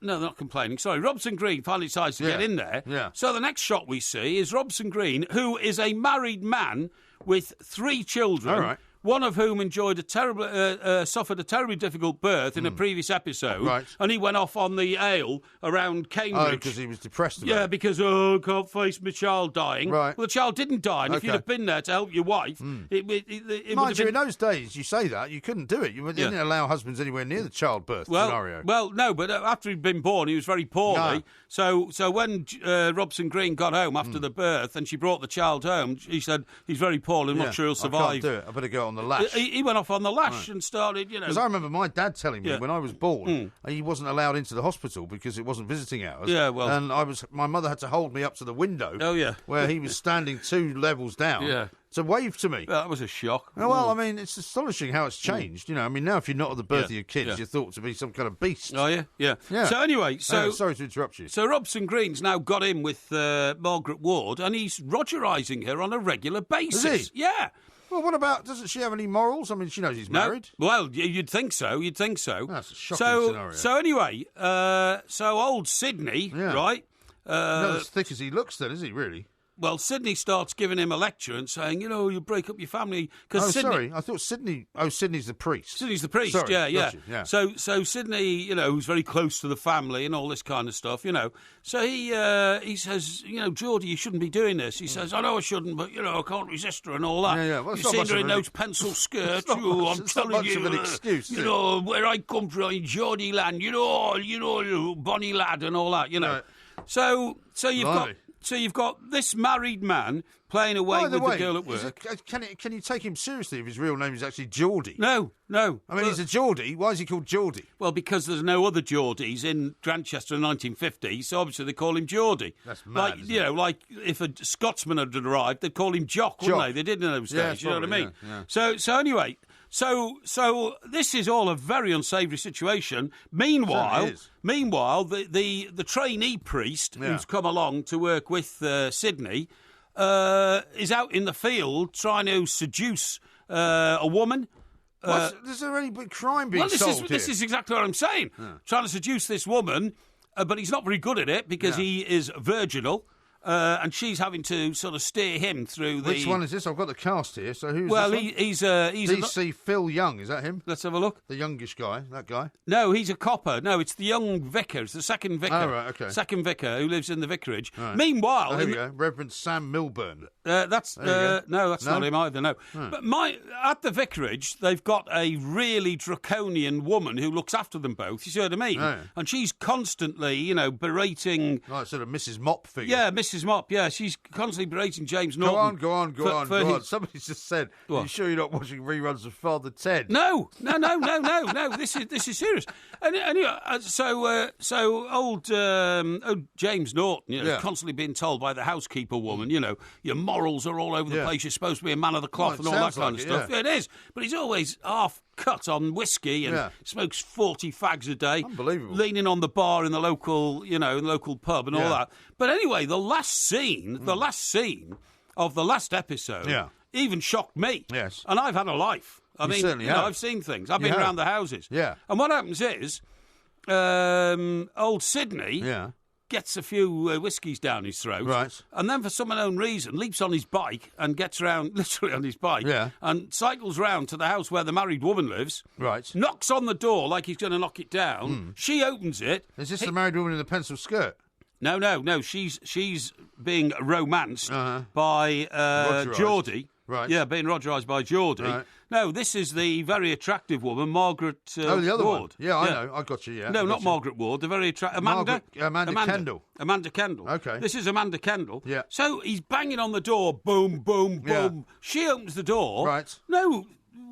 where's the baby, how's the baby, and like that, rushes in, literally grabs her, starts tearing at her clothes, she starts tearing at his cassock, right? Blimey. Turns her over, and it's a good job the cameras went off then, because they were about to indulge in Rogerisation on the stairs. What about the husband? Of her house. Well, nobody knows where he is. Blimey. Nobody knows where he is. Almighty. And I mean, this has really shocked me. Shocked me so terrible. I mean, this is... That's terrible. Yeah, absolutely shocking. Yeah. Absolutely shocking. Blimey. And I fear for the whole moral integrity of this place called Grantchester because everybody's at it. I'm not surprised. Everybody's at it. Unbelievable. It is unbelievable. Yeah. And is this going to go on for the whole summer? Well, who knows? You know, there's more episodes of it to come. But I thought I'd better warn the flock, as I call my followers, and I suppose that's what old Sydney calls his parishioners, you know, about what is going on here. Absolutely. Stoddard says, this sounds positively shocking, Porky. Yeah. Get this smut off our screens. Exactly. Hashtag Porky Vision. Exactly. It is an absolute disgrace. Yeah.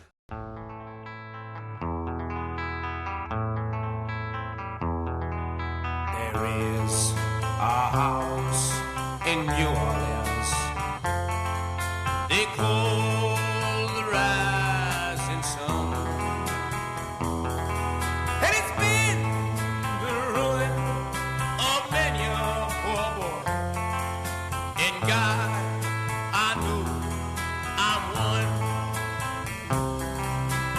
one. Interestingly enough, Eric Burdon and the Animals have played at the City Winery.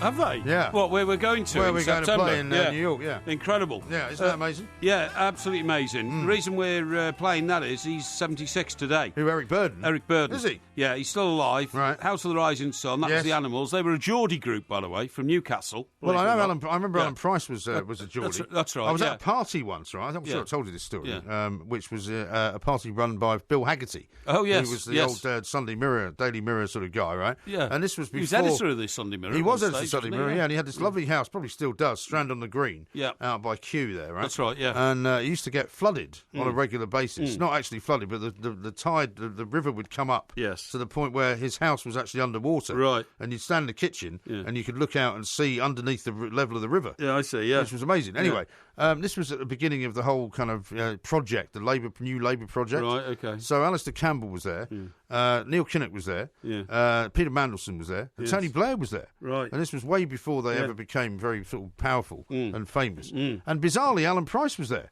And I was there with my now ex-wife, who was, not particularly enamoured by any of this. Exactly, Didn't really know who any of these people were. Yeah. Got introduced to Alan Price and said, "Oh, isn't that great that you share the same name as that famous piano player from the Animals?" Yeah. And he went, "No, I am the famous piano player from the Animals." Really? Yeah. What, she was that unaware of the company she was in? She didn't know it was him. Amazing. And he was a really nice bloke, actually. He went on his own, didn't he? Yeah. He made that famous song, Who Would Have Thought a Man and Bear Would Be Welcomed. That's right, it was a bit odd, wasn't it? Everywhere. Yeah. With Simon Smith and his amazing dancing Amazing bear. that you remember the words to that. Yeah. I have an album of his called Between Today and Yesterday. Yes. Which is really good, actually. But it's little known, I would say. Oh, yeah. But for a long time he worked with Georgie Fame, didn't he? Oh, of course he did. Alan Price Georgie and the Blue Fame. Flames Yeah. and Alan Price. But Alan Price became very bitter about the way the music industry treated him and wrote a song about it. And I remember the words to that as well. Right. My name is Little Alan Price. Yes. I've tried to be nice all of my life. Yes. But I have to say, so far it hasn't worked. Yes, I remember that, yeah. Yeah, that's right, yeah. Yes, that's amazing that you remember all that. Yeah, It's exactly. all coming back to me. But anyway, Eric Burdon, Yeah. the fond memory I have of him is when we were knocking around, I think it was in Nottingham actually, at the University of the Trent. We went to a concert, starring the Animals, who were then past their best, obviously, because they were big in the 60s and this was the 70s. Right.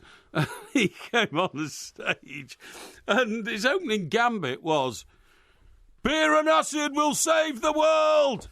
And that was it. That was it. Beer and acid. Sung a few songs and then Not disappeared. necessarily in that order. Yeah, absolutely. Talking about Nottingham, by the way. Yes. I've told you, haven't I, that during my time there, I spent quite a lot of time in an establishment called Ye Old Trip to Jerusalem. Yes, you have mentioned it many times. A fantastic pub. Is it not sort of forged into the wall or something like that? It is built into the walls of Nottingham Castle. You're There you absolutely go. right. Yeah. And it's not a particularly big pub, but it's said to be the oldest pub in England, and it's called the Old Trip to Jerusalem because it's where the Crusades started. Where they headed off from. They all gathered there, got tanked up, and then thought it was a good idea to go and invade Jerusalem. Right. The only problem was, if you did that these days, it would take a few hours to get to Jerusalem. In those days, it took a few months. So by the time they got there, usually they thought that wasn't such a good idea. Also, you'd probably now have to embark upon slightly more military aspects than you would in those days. Yeah, exactly. They had very good defences. Yeah, and of course, when they got to Jerusalem, they found that it was pretty hot out there. Yes. It was dry, there was no water, people were dying of disease and all that kind of stuff. Yeah. Never turned out well, the Crusades. They never did. But anyway, the point of the story is it might close down because of this business rate row.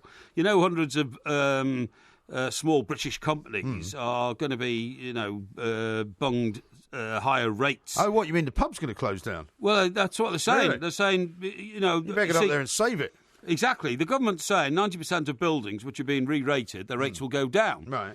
But 10% of them will go up. Well, what the businesses are saying is that the 10% that are going up are going up massively. See, that's the bit I can never understand. And it will put them out of business. And why is it 90% will go down? I don't know. And 10% will go up? I don't know. Well, you should find out. Well, it says here, business owners facing large bills after the revaluation of business rates said they've been trying to appeal against the charges, but they were getting nowhere because a computer system was crashing or blocking their attempts to lodge an appeal, and it's now become a huge issue with the government because there's a glitch in the supercomputer system. But the problem is, it means that those who've been bunged these huge rate increases are not getting the opportunity to appeal against them. So it says here, while the Palace of Westminster's business rates bill, that's the Houses of Parliament, the famous Houses of Parliament, cut their own bill by £140,000. That's nice.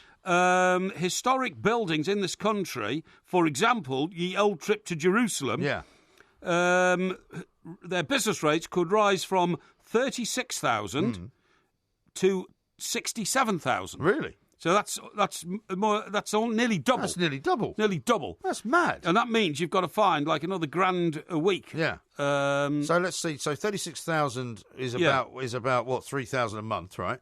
That's so right. 67,000. You're talking another £5.50 a month. That's crazy. I know. It's outrageous. How can they justify that? Yeah, I don't know. And isn't that the purview of the local authority rather than the actual national government? It is, but it's a national government policy that all local authorities have to do the revaluations, Shocking. Yeah, it is absolutely shocking. And maybe we should go up there and do some kind of fundraiser for them. Well, I totally agree. You see, I think business rates are a scandal because already, I was in my hairdresser's the other day. Were you? Right? Now, 80%... What are you doing in there? Having my hair done. Oh, right. Because doesn't look like it. We're on telly on Monday morning. Doesn't look like we it. told the audience that I think we may have mentioned that we're going to be on Sky, yes. Tune in, please, to Sky News on Monday morning. Yes. MG and I are reprising what we did a couple of months ago. And we'll be doing it at 6:30, 20 to 8 and 20 to 9. Yeah, I think it's like 5. Is it not 5:40, 6:40 and 7:40? No, because the programme starts at 6. It's 6:30. 6:30. 7:40 and 8:40, okay. Right. And we had a great time there last time. We Sarah did. Jane, me. Yeah. And Jackie Beltrow. Jackie Beltrow, who's a lovely Jackie. lady. Yeah, terrific lady. And in fact, we have decided to take them a free copy of our last live show, haven't we, this time? Have we? Yes, we have. I didn't know we decided we to have. do that. I'm going to sign Is it. that wise? Yeah, it's very wise. Okay. Yeah. And so, in order Have you got one, by the way? I've got one. Have you? Yeah, I'll get one. All I'll get one from our distributors. I'm going to our distributors tomorrow. Oh, crikey, You've sorry. done with your chair. Yes, I know, it just collapsed. Sorry about that. Somebody shot you. Yeah, it did. It was like somebody shot me. Sorry, I'll tell you what happened. The back suddenly sprung up and hit me in the back. It's quite That a was shock. quite worrying, It was that. quite a shock. Anyway, listen, that's a good one. Why don't you take some T-shirts as well? Yeah, I'll take T-shirts as well. But I have to go to our distributors tomorrow because my new batch of Porky posters, wall size, have arrived. Porky posters? Yeah, Porky posters. What size are these? They're wall size for the Porky Scratchings promotion. Life size, you mean? Yeah, we're having a Porky Scratchings promotion in Stockbroker Belt, Surrey, in July. Oh, really? Yes. Oh, very nice. Yes. In fact, I've invited you already. Have you? Yeah. Oh, okay. July the 8th. You're coming, aren't you? With your family. Well, I don't know. Well, I hope I'd like you to show a bit more enthusiasm for it, okay? I mean, this is something that you do on your own. It's nothing to do with me. I have to check with my family whether they're available. We'll check with your family. My children have got play dates now that they do. I mean, I go down to my kids at the weekend, This is at 6:30 in the evening, okay? So I'm sure you can get there by then. Well, I don't know what they're doing. It's only around the M25, I'm not interested in where it is, You're right? a hovel in a field, get up onto the M25, get round to Stockbroker Belt. We've got better things to do than come and hang around a pub on a Saturday night. No, that's not what we do. No, this is a promotion. It's in your interest to do it. I might even cut you in on a bit of the old Porky Porky cut me in on it. Oh, Parry Scratchings fortune. Yeah, it's called the Two Mics, But there's no mention of the Two Mics on the Porky Scratchings packets, as I keep telling you. The whole... There's no mention of it. The whole thing started because... If somebody came down from Mars and picked a packet of Porky Scratchings off the wall in the pub and said, I'd quite like to try some of these. Yes. Nowhere on the packet does it say the Two Mics. Well, where in your name is the word Porky? Well, all I'm saying is it's got nothing to do with me. Yeah, it's got everything to do with you because I've told you already that, when it's been sold in every pub in this country... And my face is more famous than But the only reason that you're famous is because we are part of the two mics. Yeah, but my name is Porky, see? Yeah, but it doesn't matter, though. So everything you've done on your own has been an unmitigated failure. If somebody makes a snack called... I'm not interested in having a snack named after me. MG Munchies. Yeah, I'm not that then narcissistic. I will support you in the development of those, I'm not that narcissistic. I don't want a snack named after me. Well, it just happened, I'm How afraid. about this, right? Yeah. How about this? Well, it didn't just happen. I actually engineered it for you. Who do you think said this? Attacking the rich is not envy. It is self-defence. The hoarding of wealth is the cause of poverty. Yes. The rich aren't just indifferent to poverty. Yeah. They create it and maintain it. Yeah, I know exactly who said that. Who? I picked that up today. It was Jodie Foster. Yes, because I tweeted it out earlier. You must have seen my tweet. Is that right? Yeah. And of course, her current personal wealth is £100 million. $100 million. $100 million, yes. I'm yeah. very pleased you started reading my Twitter feed. And she started saying what? That hoarding wealth creates poverty. Apparently hoarding wealth creates poverty. Well, she better give away about $99 million then, hadn't she? I would think 99.9 million, yeah, surely. Exactly, yeah. Now, how about this from David? He says, I went to a comedy night in Brentwood about 4 years ago. John McVicker was one of the turns. It was hardly comedy, it was just a rant. Really? Yeah. Yeah, well, he does. I mean, he's one of these guys who gave up their former profession, which in his case was criminality, and decided to become a philosopher. Bit like, I suppose, you could accuse Joey Barton of giving up being a footballer. Can we not stop talking about him? For being a philosopher. What's happened to him, by the way? Is he carrying on betting? Is he giving up football? What's going on? I'm not sure. I haven't read. I mean, I don't follow him on Twitter because I find him immensely boring. Maybe you'll find something else to do. Actually, I don't follow him on Twitter either. Yeah. But I think you've been a bit harsh on the lad. I think he's tried. He's tried to reform himself. No, he hasn't. Yeah. No, he's an odious character. Here's one from Hulk who says most security companies use pages still for alarm systems and alerts, etc. And Steve says, I'm sure most fire services still use pages for their retaining firefighters. So I suppose lifeboatmen and those sort of people would have So one I as guess well. that's why there's still a business for paging. Well, I can tell you this for sure. When I was on the heart transplant list, yes, I expected to get a pager, and they walked in and said, no, we don't do pages anymore. You've got a mobile phone, haven't you? I said, yeah. I said, that's what we use. We don't use pages anymore. Mobile phones are more reliable, they said, than pages. Yeah, well, I mean, I suppose maybe you can reach Well, you people... take your mobile phone with you everywhere, don't you? Well, you do. Yeah. I mean, I suppose you might say that... I mean, the problem is there's still parts of this country where you don't get a signal. Yeah, well, I mean, maybe. in my house in Sussex... Yeah. And you know this from, difficult conversations we sometimes have. Yeah. You know, I can be sitting in the house and the phone doesn't ring, and then about 2 hours later, I'll get a voicemail. Yeah, exactly, yeah. Because it's gone straight to voicemail because there's no signal in the house. Yeah, it can happen. Absolutely ridiculous. Can happen. Charles says, Sayer walks away, this is talking about Leo Sayer, walks away from Big Brother because he refused to wash his pants on TV. Really? What does that mean? Well, he refused to wash his pants on television, I suppose. Well, why? You know, because he was in a Big Brother house. He didn't want to do something in front of the camera. I don't know. Oh, I don't know. I don't watch Big Brother. It's fairly innocuous, It's isn't it? your mate that runs that show. You put it into a soapy bowl of water Ben and just wash Frau. it. You know? Top man. Oh, Ben. Ben. I don't know why I'm doing this.